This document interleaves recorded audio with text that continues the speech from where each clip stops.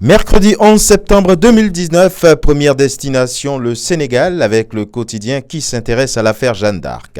Un voile sans débat et Serigne Mbaye Sy de dire l'Institut n'a ni respect ni considération pour le Sénégal. Affaire Sainte-Jeanne d'Arc, voile de la discorde, rebondit Sud Quotidien. Et le Soleil, lui, de se focaliser plutôt sur la qualité des soins de santé. Gestion des ressources humaines, de nouveaux objectifs fixés au district. Et liberté de se demander quelle stratégie gagnante l'opposition togolaise pourrait faire valoir pour 2020. Avec Togo Matin, le Premier ministre Classou échange avec les syndicats d'enseignants. Ceci concernant l'année scolaire 2019-2020 et surtout pour qu'elle soit apaisée. Au Burkina Faso, le pays célèbre l'an 4 du putsch manqué. Syndicats et organisations de la société civile sonnent la mobilisation. L'Express du Faso titre « Unité d'action syndicale, la grève du 16 septembre est légale et aura bien lieu ». Dixit Bassolma Bazier. Une certitude renchérie par le quotidien L'Information pour tous, l'UAS, à propos de la marche du 16 septembre prochain. La marche aura bel et bien lieu.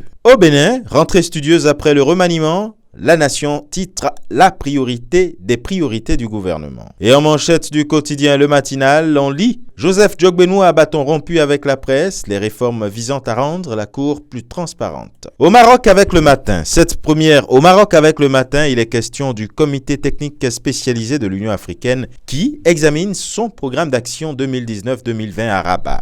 En Côte d'Ivoire, le sursaut présente concernant le gouvernement Amadou Gon Coulibaly III, les grands gagnants du gouvernement ministériel, des révélations sur leur nouvelle mission. Dans sa livraison du jour, le nouveau réveil écrit « Révision de la Constitution, commission électorale indépendante, depuis Paris Bédier dénonce ». C'est l'homme de dire « Je crains que ce tripatouillage de la Constitution soit un problème grave pour la stabilité du pays ». Et enfin, le Cameroun qui fait un focus sur la sortie du président Paul Biya hier. Le jour titre « Crise anglophone, Paul Biya ressuscite la tripartite ». Avec l'émergence crise anglophone, Paul Biya annonce un dialogue national biaisé d'office. Le Messager, lui, estime plutôt que c'est un pétard mouillé. Et le journal de poursuivre que dans son discours à la nation hier, le chef de l'État annonce un grand dialogue national afin de répondre aux aspirations profondes des populations du Nozo. Avec Essinga en lit, Paul Biya, président de la République, chef de l'État, et le journal de citer quelques propos du président camerounais, j'ai décidé de convoquer dès la fin du mois en cours un grand dialogue national. Crise dans le nord-ouest et le sud-ouest,